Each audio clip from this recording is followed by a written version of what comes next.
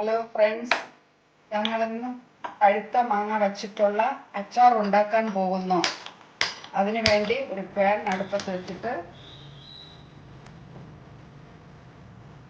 2 spoon വെളിച്ചെണ്ണ ഒഴിക്കുക. ചൂടായ ശേഷം വലിയ സ്പൂണും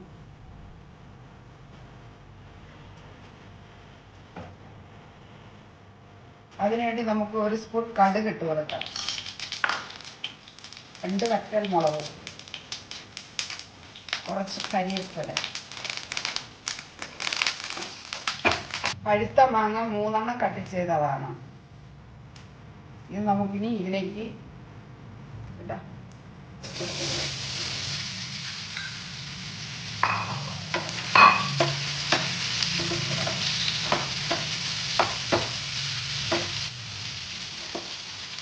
നല്ല രീതിയിൽ നമുക്കിത് കിണ്ടി കൊടുക്കാം. പഴുത്ത മാങ്ങയാണ് കഷ്ണങ്ങളാക്കി, 3 പഴുത്ത മാങ്ങ.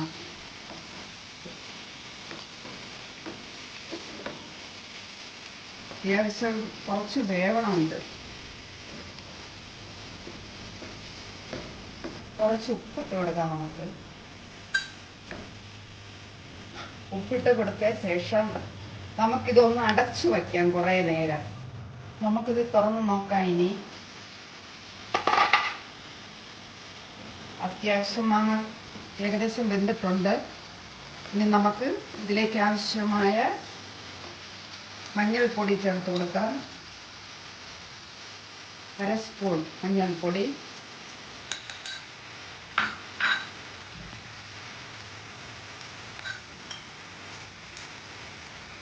1 സ്പൂൺ മുളക് പൊടി,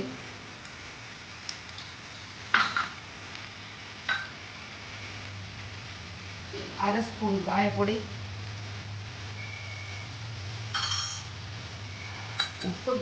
ഉപ്പ് നേരത്തെ ചേർത്തിട്ടുണ്ട്, അതുകൊണ്ട് കുറച്ച്. എല്ലാം കൂടെ നമുക്കൊന്ന് വഴറ്റിയെടുക്കാം.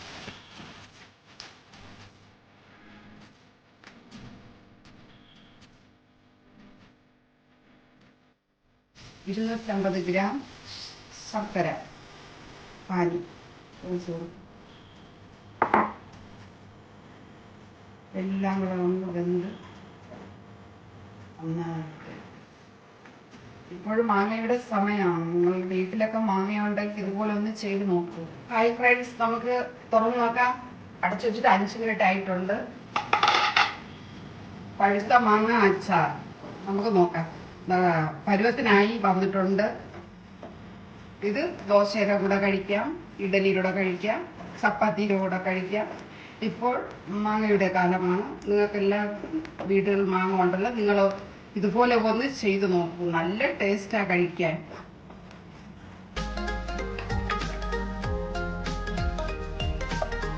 ഫ്രിഡ്ജിൽ വെച്ചിരുന്ന 2 മാസം വരെ കേടുകൂടാതെ ഇരിക്കും. നിങ്ങളെല്ലാവരും ഒന്ന് ചെയ്ത് നോക്കൂ.